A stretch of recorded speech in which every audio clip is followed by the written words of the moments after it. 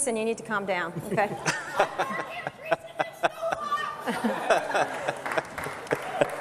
Laura, I don't know what to do with Mark Andreessen is hot, so I'm going to move on. I don't have any more Apple penis jokes. I have some Facebook poking jokes, but I'm not going there anymore. So we're going to talk about your show, Mike, and about reality versus fiction. I think a lot of people here are huge fans of the show. It's caught on incredibly in a larger sense in the general culture. And we had talked before you started about the worries about that being interesting. Talk to me a little about why you think it's gotten such pickup. And then, Mark, I'd love you to talk about why you think that's the case. I mean, well, just because it's so good. Oh, yeah. I think, I think, I don't know, this stuff is just kind of in the public consciousness, I think. Everybody's in the last, it's really not that long that it's been, that this stuff is just, everyone has a cell phone and iPads and all this stuff. And I think it's just sort of, you'll kind of, even if people don't know anything about tech, I've had people come up to me, am I feeding back? I've had, a guy who's like a chef at this soul food kitchen in Austin was like telling me how much he loves the show, and he's completely removed from the tech world. But I think it's just, if you make something real and really stay true to something, I always use this example, I saw Do the Right Thing when that movie came out and just thought it was amazing. I'd never been to Brooklyn, or I didn't know anything about that world, but there's a nuance about something that's real that you just kind of can pick up on, and I think people pick up on that. They just kind of know it's real, even if they haven't ever been to Silicon Valley. Is the reality how idiotic Silicon Valley is, or what is the part that's real to you? I'd like to say absurd, maybe, rather than idiotic. Okay. But because it's absurd. It's lots of brilliant people who sometimes can barely function in normal social situations, and they have billions of dollars. And oh no. No, you're hot, Mark. Yeah, he's hot. So, Mark, why do you think it resonates, and how real do you think it? Does he have to go very far to make it ridiculous the way it is on the show? Well, so I know every single person in the show, like in real life, like every single one. So,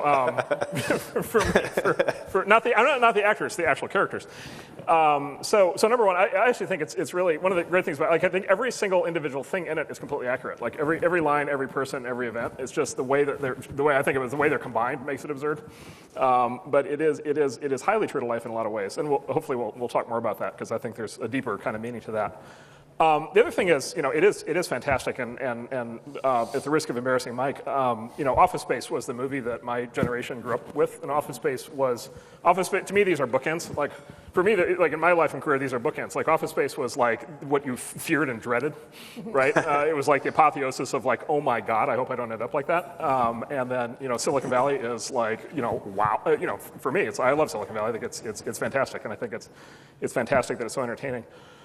And then the other reason I think it's so good, actually, this is not as well known. Mike actually started his career as an engineer, yes. As a Silicon Valley engineer. And so Mike has himself a deep grounding in physics and electrical engineering, and actually worked, I think, as a chip designer or at a chip design. I worked at had 3 different jobs that got gradually shorter. So. Right.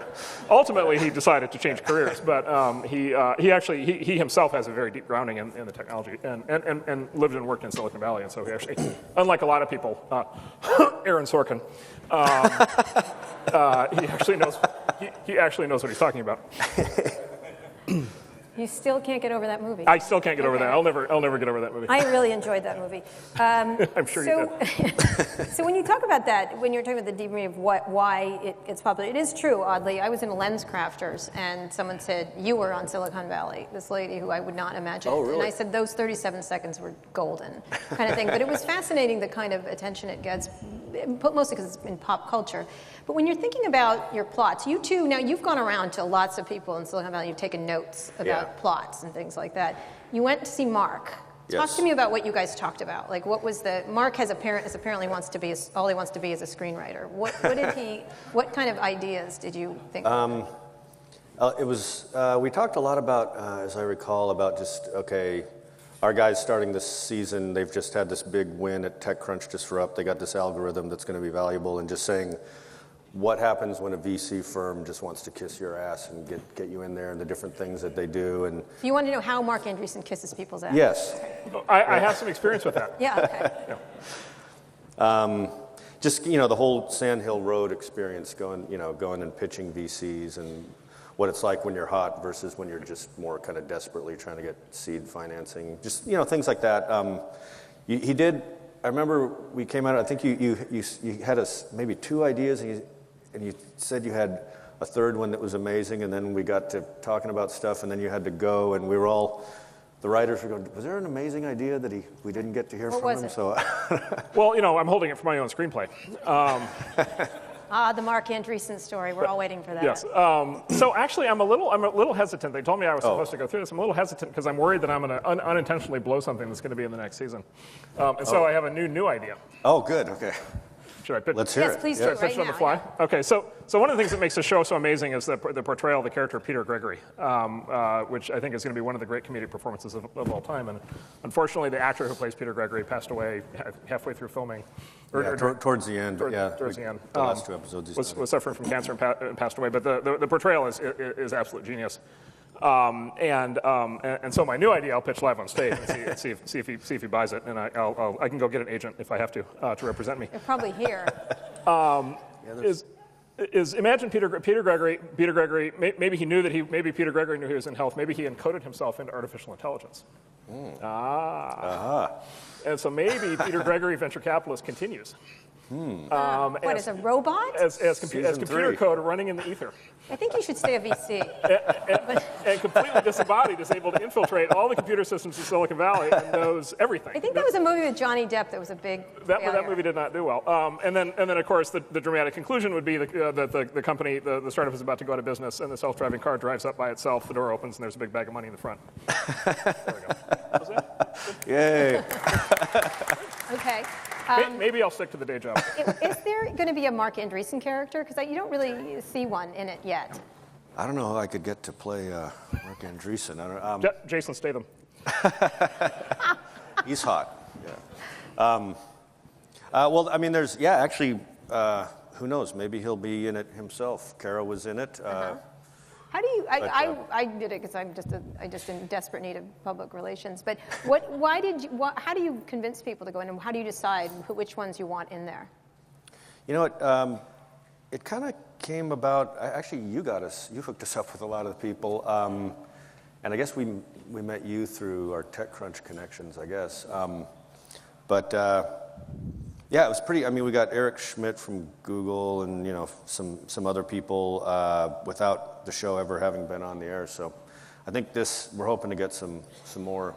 Is that good? Is that you just cameos. want them in there, sort of like a way Larry David did, or what's the? Yeah, I mean, most people in America don't know who any of these people are. I mean, but there's just something. For example, actually, you being in it, someone I know asked who you were. Like she was really good. Like just an interesting person. I mean, there's something. Okay. Well, I mean, people who are really from this world, if they can just kind of be Right. themselves, it makes it just feel authentic, I think. So there's that value to it. And then also it's, I suppose, marketing value to just people saying, oh my God, Eric Schmidt was really in it, or whoever, maybe Mark Andreessen in the future. Okay. But, So we talk about the idea of what Silicon Valley has become, not the show, but the place, because it's sort of taking over some of the zeitgeist and not the Google zeitgeist part, but the zeitgeist of things. What do you think is absurd about it, and what do you think is important about it? Because one of the things, I mean, you, for example, spent a lot of time on Twitter, having what's called Twitterplosion or something like that. I think it's just insane. But you go crazy on Twitter, and you're trying to put out ideas and concepts and things like that. How has Silicon Valley changed, and what do you worry about? Well, so this is why I'm proud to be on stage with Mike. At the heart of the show and at the heart of Silicon Valley, I think, is actually serious people doing serious work, and actually for the most part, nerds. Present company included, nerds doing serious work. And so the heart of Silicon Valley is somebody who isn't necessarily part of the mainstream, somebody who wasn't necessarily accepted, somebody who would not necessarily even be successful in either mainstream society or mainstream business, who has an original idea and then has the technical capability, the professional skills, to be able to implement it. And that implementation, in the old days, there's much more. You'd have to build a factory and make chips and things like that.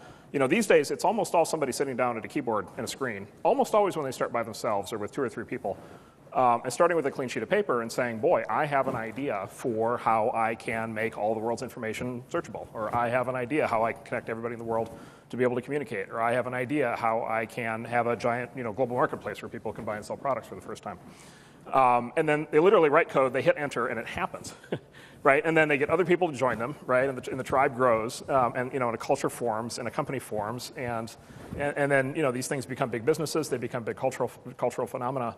Well, that's a nice version. Well, that is. But here's what I like. But here's what I like is that actually is the core of the show. I mean, to me, that's what's fantastic about the show is the entrepreneur at the center of the show is not some flashy crazy guy. The flashy crazy guy is helping the guy who's at the keyboard, right? Who's struggling extremely hard to actually figure out the details of how something new is going to work.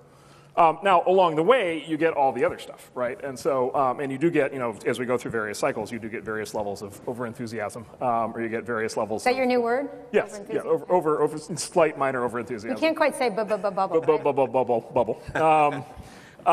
You get things. You get hype. Sometimes the companies are not, everything that they appear to be. Sometimes, you get every conceivable kind of variation of the story that kind of comes out of that process. But at the heart of it is the engineer or the small group of engineers working incredibly hard to create something new that is almost always extremely complex and extremely difficult to bring into creation. And I think that's always been the heart of Silicon Valley, and I think that remains the heart of Silicon Valley. Is that the heart of your show? Because that's not funny. Yeah, I was just thinking I should have brought you to pitch the show because I'm not as good at it as that.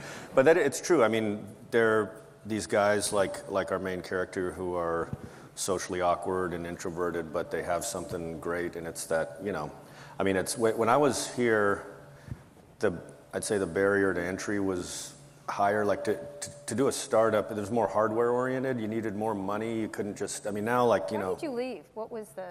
You're too good looking. What? Oh, I wouldn't say that. I don't know. Well, I was never in control. I was just a low level engineer. I was never a person. Actually, if I could have done a startup, if it was the conditions that there are today, I probably would have tried to do a startup of some kind. I mean, because back then, you just needed to start your own company. You needed a lot of money, and I mean, not everybody. I mean, I'm old. This was 1987. From 85 to around 87 was the years I was in engineering. But you couldn't. It wasn't as easy to just go get 2 or 3 other people and say, "Hey, let's build this app." You had to be building hardware, which requires a lot of money, and you got to go to a stuffing house and all this. There's you just need to. And I think now you don't have to just go. I mean, you couldn't just go around to Sand Hill Road and pitch some idea you had, and not everybody had a personal computer. It wasn't like. So when you're thinking of where you're going next with it, I mean, shows what's changing in Hollywood is keeping things going and keeping the plot going. You've talked very articulately about where content is going and how things have changed. You went with HBO, more traditional. Did you think about doing it any other way? Not in this case. I mean, this actually started with just a meeting with HBO and an idea that Scott Rudin, that they sort of pitched to me about gamers, video game people, and that's a world that I just don't know. I don't play video games. I barely do it all, and that's something, if you don't get it right, they'll just kill you. I mean, yeah. The people. So I didn't feel comfortable doing that, and then just virtually. They'll just kill you virtually. Yeah. But yeah, so I just sort of, this came out about John Altshuler and David Krinsky, who were on King of the Hill. Like John had kind of pitched me a while back, just an idea like Dallas or what's Falcon Crest, but instead of oil or wine money, it would be tech money, but make it a comedy. So it just kind of came about that way, and it was at HBO to begin with. I mean, I suppose this could have been Amazon or Netflix, but HBO really got behind it, and it's the best network experience I've had with anybody. They leave you alone. You talked about that. What's that? They leave you alone, correct? Yeah, and when they do have ideas, they're usually helpful. And so, Mark, when you talk about the concept of Silicon Valley, this is a satire of Silicon Valley, but again, a lot of us here are like, oh, I've been in that meeting, I've seen that. Yeah. What do you've been talking a lot about problems in Silicon Valley now lately, quite a bit, and you got a lot of attention, and some criticism. I mean, that Valleywag headline, Mark Andreessen decries the Mark Andreessen-fueled bubble, which was a good headline. How do you look at what's happening here? Has it become a satire of itself, or do you feel it's just a typical cycle? I don't know. There was never a period in time, if you read the history, there's never a period in time in which it was just all serious people doing serious work, and nobody was having any fun, and nobody was like getting excited. I mean, basically the Valley's either like terminally depressed or overheated. Like those are the permanent states of affairs. Okay. And I think it makes sense. I think the reason is because look, by definition, the ideas that happen in the Valley. By definition, the ideas that happen in the Valley and succeed are on the fringe. By definition, the ideas are on the fringe. And the reason I say that is because if the ideas were not on the fringe, there would already be a big company doing it, right? IBM and Microsoft and Oracle and all these companies can do all the ideas that aren't fringe. They're very good at the ideas everybody already knows are good. Like they've got those under control. It's all the really crazy ideas that are, Google looked crazy, eBay looked crazy, Facebook looked crazy. All these things look crazy when they first start. Now, it so happens that all the great ideas look crazy. It so happens all the actual crazy ideas also look crazy.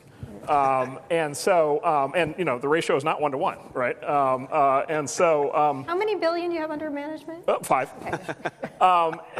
We like to, literally, we say in our firm, our job is to find the good ideas that look like bad ideas. Almost by definition, if we're funding it, it should look like a bad idea. Because if it didn't, somebody would already be doing it.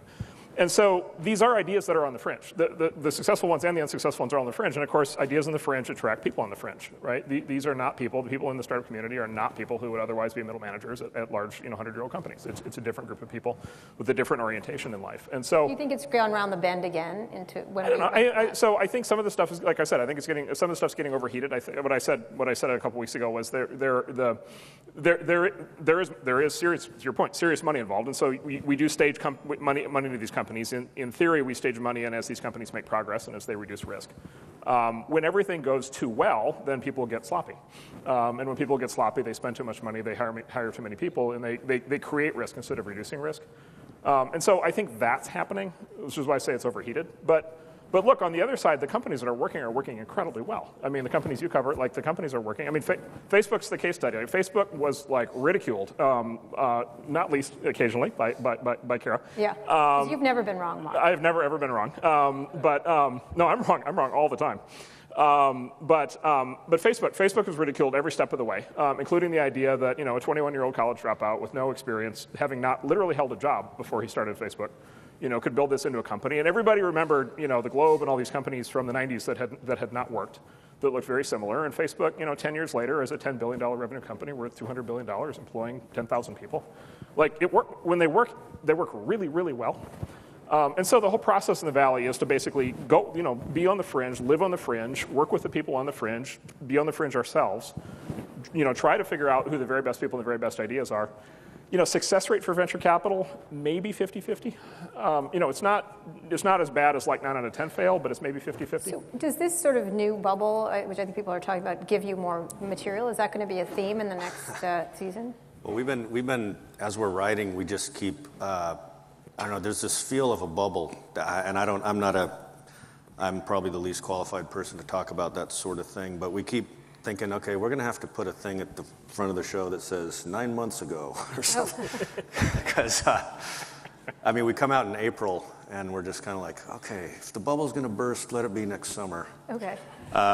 Mark, can you handle that? We'll do our best. Can you, everybody here, if you could help us out. If 9 months is all you need, hold off. I think we can pull that off. Yeah, because we can't, we're shooting and we start shooting the season in 2 weeks, so if we were predicting a bubble burst, I don't think that would be good for everybody. What are you going to focus on? The building of this company, or? Yeah, they're building the company. I don't know how much I should say.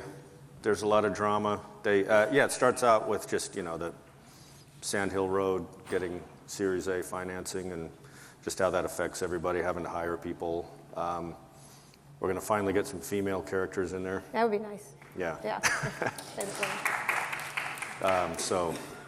So yeah, a lot of that stuff. Why didn't you put them in from the beginning? I'm just curious. Well, it's mostly because they're not here, but yeah.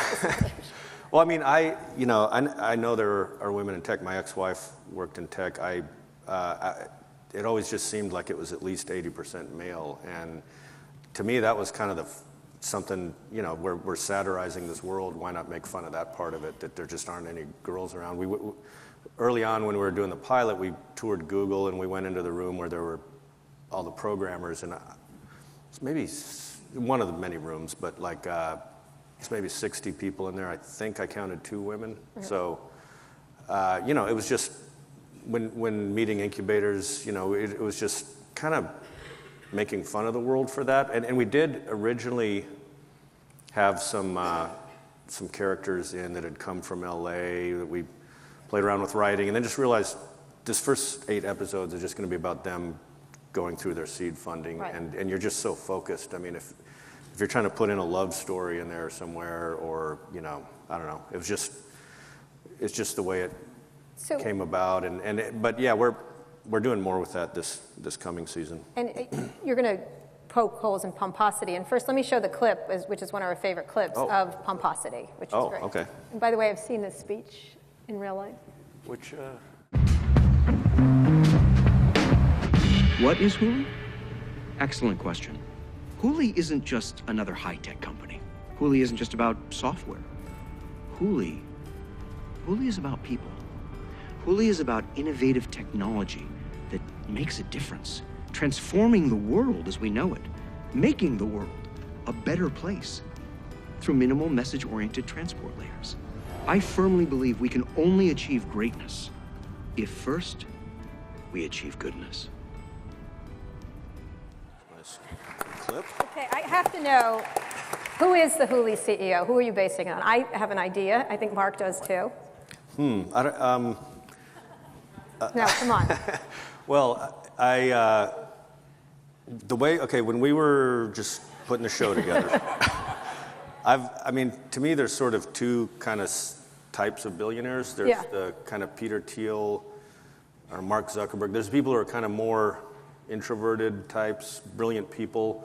And then there's a kind that are more kind of alpha male, like Larry Ellison type people. This seemed to me to be the evil love child of Larry Ellison and Eric Schmidt, but that's just me. I think it was like the kind of, Am I right? Mark Benioff, Eric Schmidt. Yeah. Throw in some Mark Benioff. Like it's a little gumbo of all those people on Larry Ellison on that side, and then Peter Gregory was sort of the Peter Thiel, Zuckerberg, those type of people. I mean, a lot of it like is just sort of.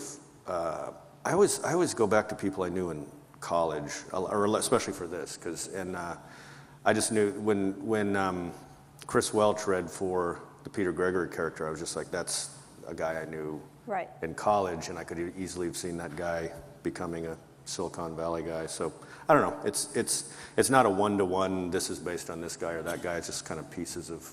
All right, before we go to questions in a second, Mark, what ridiculous things do you have planned that he can make fun of? What do you think the big trends are? You plan these ridiculous things? I was going to say, kind of by definition, they come as surprises to us just as Is much. there something right now that you're like, oh, for... Well, so we're pushing, I guess probably the single biggest thing, we're pushing our investments further out onto the fringe. So one of the things that's happened, so the ideas that seemed radical 6 or 7 years ago are now widely accepted. So what? What are you up to, a time Well, machine? so I'll give you an What? example. I mean, Oculus was a great example of this. Like, Which one? Oculus was a great example of this, which has worked out very well. Like, virtual reality, number one, virtual reality was a failed idea 25 years ago, like completely failed. And then second is, it's like literally, I mean, you see like when you're in, the Oculus is this virtual reality thing. If you may have seen the photos of people wearing it or tried it, but like literally it's these giant goggles you put on. Today it's in the form of giant goggles. Years from now, it'll be glasses and everybody will have it, but it's these giant goggles. And when you're... They're still highly unattractive. When you're in the thing, it's mind-blowing because you're like in a whole other world and you're floating in the clouds, you're doing all this stuff, and it's amazing. But if you watch somebody doing this thing, it's just a guy that looks like he's out of the movie Alien, right, with just the thing on his face, right? Yeah. And so, of course, we were, immediately attracted to that. Right. I'll give you another example. A company we just absolutely love that people think is completely fringe today, and I think it's going to become very widespread. We have an investment company called Soylent. Soylent. Soylent. So Soylent's great. So You know, Annie Leibovitz is drinking Soylent. is she, right now. I just- good. Well, that's why she looks so healthy. The gas issue, you need to fix. They're working on that. They are actually. Just a suggestion. So Soylent is great. So Soylent is a meal. It's a scientifically engineered meal replacement drink. So it's literally like scientifically designed, engineered food. And the guy, Rob Reinhart, the founder, is one of these guys. When you meet him, you're just like his life's work is literally to like fix food, fix the food system, fix the agriculture system. It's an amazing vision, but like literally what they give you is it's a shake that's scientifically engineered to be the perfect food. And then, of course, he names it Soylent, right? Right. And so, of course, everybody above the age of 30 is immediately horrified, Right. right? Because that's what it's made of, They've right? seen the movie, and then they've read the book, and then everybody below the age of 30, who's the early adopter market for this kind of thing, has never heard of all that, Right. and they just think it's the best idea ever. So, we're very active. Agriculture, we're going a lot deeper in financial services, education, healthcare. We're trying to push as hard as we can in as many, trying to push further out into the fringe. Part of it is that everything that is working now is working so well. And smartphones now work, and so there's no real investment opportunity in smartphones. It's a lot of these things, like a lot of these things that were so fictional, cloud computing, all these things, 5 or 10 years ago, people were laughing at. They actually did work. Social networking. Okay, really we're did still work. laughing at Soylent, but let's get to questions. Questions from the audience. Anybody? They're right here. 2 different things. Come on, people. There's 2 there. Any questions? There we go. Yeah. Jody Westby, Global Cyber Risk. So what about digital currency? What about it? Yeah. That's a perfect example. So we're very big in Bitcoin. Bitcoin is an incredibly complicated and very controversial topic. Your company is Well, Coinbase. there are a lot others besides Bitcoin. Yeah. Sure. So don't limit yourself to Bitcoin. Okay, In yeah. fact, it's probably the least legitimate, but Okay. think bigger. Opinions vary. You places your bets and you takes your chances. He's going for Bitcoin, but good question. So what we want him to know what he thinks about the area, or? Well, it's a huge market for investment. These are companies there's a whole culture of them that have started, that have founded, that are looking for money, that are really, if you think about for developing countries and immigrants, if you have people that can unhinge themselves from national economies, Okay, question. they have money. Yeah. They're immigrants with money. So, Well, so here's a great first of example. all, also, first, Mike, is Yeah, this go ahead. something you would do on the show, like the whole Bitcoin stuff? Yeah, we have one reference to it in the first season. We're looking at some more. One of the writers had a very ridiculous, silly idea about somebody actually getting trapped in a Bitcoin mine and a bunch of servers fall on it. We haven't worked that one out yet, but that might be a little too broad for our show. But did make me laugh. The guy in the car, the self-driving car going to China was fantastic. Yeah, but no, I mean, I actually spent a long time nerding out on Bitcoin. It's really fascinating to me. I think it's amazing, actually.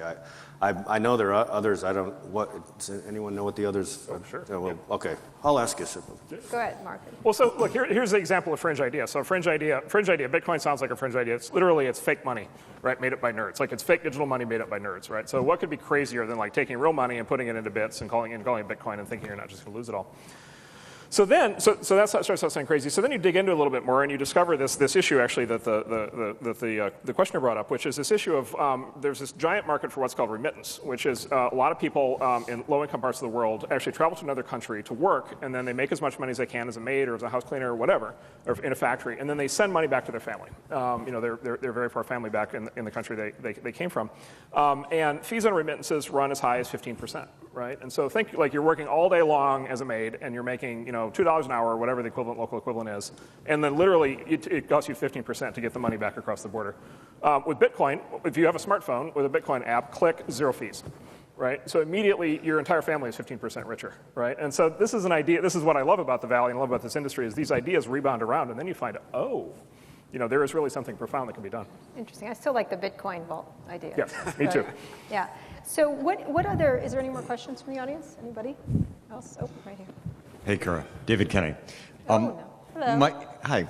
Mike, we've been talking about disruption, but we didn't talk about disruption of filmmaking and storytelling. Yeah. So as you've been playing in this space, do you have ideas or have you seen things elsewhere that are really going to change your field?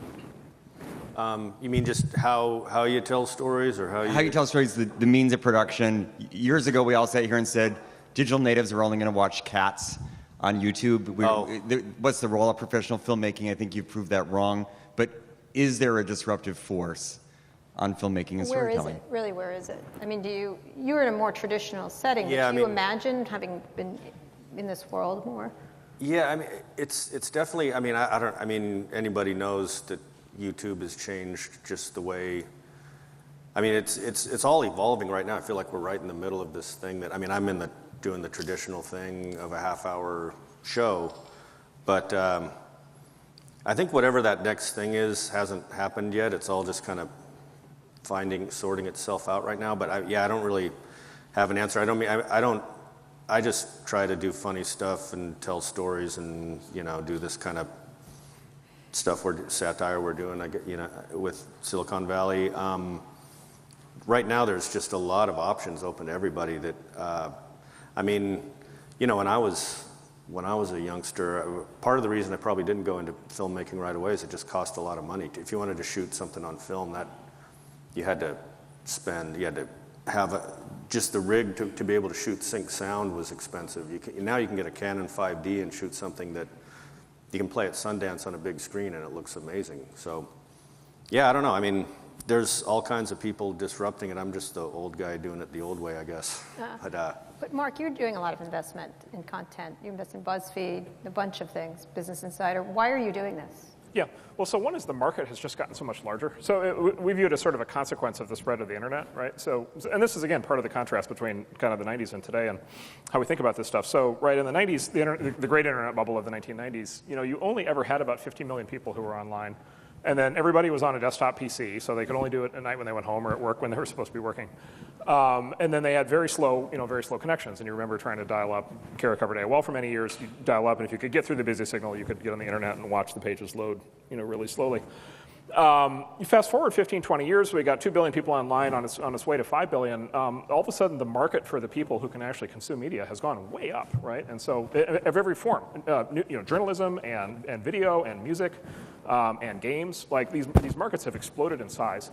And then you have these brand new delivery channels like Netflix, that never existed before. And so I actually think the media industry is going to grow a lot in the next 10 years. Like, I think people are really underestimating how much it's going to grow. Well, I just know from being on the side of it when I was in '99. When did that last bubble burst? 2000. Yeah. So like in '99, my agent, manager, nobody wanted to talk about anything but internet stuff, and especially with animation because it compresses quicker, and video was slow back then. So everybody they were going to all the kind of people who had animation hits and just saying, you don't understand, in 2 years you will not have a television set in your house. Everything, like, they were right, but they were, many, many years too early and just getting this overhyped fever pitch, just putting way too much money in at the wrong people and all that. So I've seen that.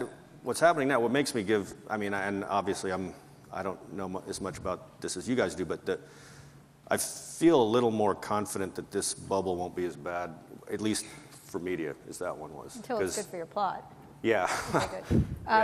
And season 3. Who would you, last question, is there any more questions from the audience? Just have another minute. If you had to have a dream person on Silicon Valley, who would you like to have? Larry Ellison? Who would be the person you would like to, besides Mark? Well, Mark, of course, yeah. And what would you have Mark do? I have some ideas. I'd bring in water. Let's see. I don't know, Bill Gates, Mark Zuckerberg. The people that, just from somebody that the audience is going to know who they are. Those are kind of some big ones. I'd anybody like that, if we knew, I don't want to give away too much of what we're doing with the first few episodes and the way we're looking for cameos, but those are some big ones. I've been lucky to just meet a lot of these people just through research, and it's been really interesting. I don't know, putting them in the show is fun, but just having just like we were talking about before, just having people that feel real is good. But I'd say those were the ones that are kind of pie in the sky, just because people recognize them. And lastly, Mark, what would you like to see on the show as a fan of it? Oh, every single idea I pitched when we met. No, but what kind of plot point would you like to see? Virtual Peter Thiel. Well, look, there is so much. Literally, he's going to go through. I think this season's, I'm sure, going to be fantastic. Like, he's going to go through the trials and tribulations. It's the trials and tribulations. Like, for me, the most honest scene of the entire thing in the first season, the most honest scene was the very last season, which I'll take the risk for anybody who hasn't seen it of spoiling it. The very last scene is the entrepreneur, the founder, has his big successful moment of TechCrunch disruption. What he realizes is that means he now has to build his company, and he goes outside in the alley and throws up. Did you do that? I didn't. I never. Let's just stress. you live with a very large, people deal with stress in different ways. But the level of stress involved, my partner, Ben Horowitz, wrote a book, and he uses my partner Ben is a venture capitalist. His grandfather was a communist, was a blacklisted communist teacher in the 40s. And on his grandfather's tombstone is the Karl Marx quote, "Life is struggle." Life is struggle. Yeah. And Ben has adopted that as his motto for startups. Karl Marx was right. Life is struggle. Startup life is struggle. Like what people see is like I call it like the happy dance. Like everybody at every startup party, it's like the Lego movie. Like everything is fantastic. Everything's amazing. Every startup is always succeeding. Everybody just thinks that everything is wonderful. Yeah, I've noticed that. And inside you're dying, right? I mean, you're about to pass out because all these things are happening. All these things are going wrong.